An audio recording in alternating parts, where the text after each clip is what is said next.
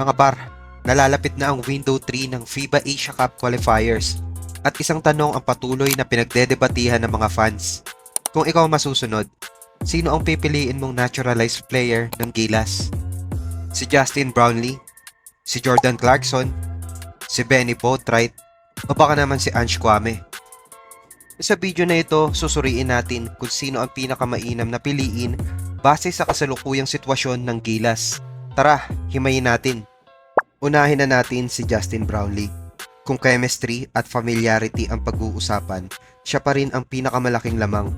Kabisado na niya ang sistema ni Coach Tim at alam na alam niya kung paano maging epektibo kahit hindi siya ang top scorer.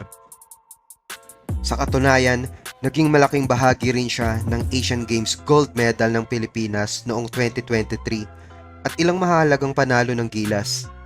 Pero may isang tanong. Sa mga huling laro, kapansin-pansin na hindi siya kasing explosive tulad ng dati. Posibleng nakaapekto rito ang mga injury na kanyang hinaharap. Pero kung magiging 100% healthy siya, napakahirap pa rin siyang palitan. Sunod naman natin si Benny Boatwright. Sa papel, isa siya sa pinakamahusay na fit para sa Gilas. Isang stretch big na kayang tumira sa labas, umatake sa loob, at magbigay ng floor spacing. Malaking tulong sana siya sa frontline, kasama sina Kai Sotto, AJ Edu, at Carl Tamayo. Pero sa ngayon, hindi pa tapos ang proseso ng kanyang naturalization, kaya sa kasalukuyan, hindi pa siya realistic option para sa Window 3. Pagdating naman kay Ange Kwame, depensa ang pinakamalaking puhunan niya. Isa siya sa pinakamahusay na rim protectors ng Gilas. Malaki ang naitutulong niya sa rebounding, shot blocking, at interior defense. Gayunpaman, sa modernong FIBA basketball, mahalaga rin ang shooting at floor spacing, at dito nagiging limitado ang kanyang impact kumpara sa ibang options. Dumako naman tayo kay Jordan Clarkson. Marami ang nagsasabing mas bagay si Brownlee sa sistema ni Coach Tim. At makatotohanan yun.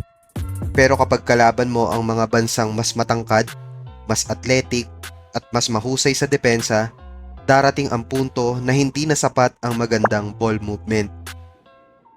Kakailanganin mo na ng player na kayang gumawa ng puntos kahit mahirap ang sitwasyon. At iyon ang pinakamalaking lakas ni Jordan Clarkson. Bilang dating NBA 6 Man of the Year, napatunayan na niyang kaya niyang umiskor laban sa pinakamahuhusay na defenders. At kapag nag-double team ang kalaban sa kanya, mas bumubukas ang opensa, lalo na para kila Kai Sotto, AJ Edu, Dwight Ramos at Kevin Kiambao.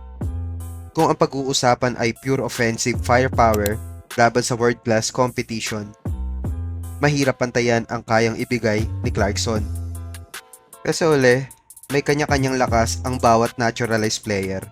Kung chemistry ang prioridad, Brownlee pa rin ang pinakamahusay na pagpipilian. Kung matatapos na ang naturalization ni Boatwright, maaari siyang maging napakagandang long-term option. Kung depensa ang kailangan, malaking tulong si Ange Kwame. Pero kung ang pag-uusapan ay ang pinakamataas na tsansa ng Gilas na makipagsabayan sa pinakamalalakas na bansa, naniniwala akong si Jordan Clarkson ang may pinakamataas na ceiling para sa koponan. Pero opinyon ko lang yan ha. Ikaw, kung ikaw ang masusunod, sino ang pipiliin mong naturalized player ng Gilas para sa Window 3? At kung nagustuhan mo ang mga ganitong video, huwag kalimutang mag-like, subscribe, at i-on ang notification bell para hindi ka mahuli sa mga susunod nating basketball breakdown.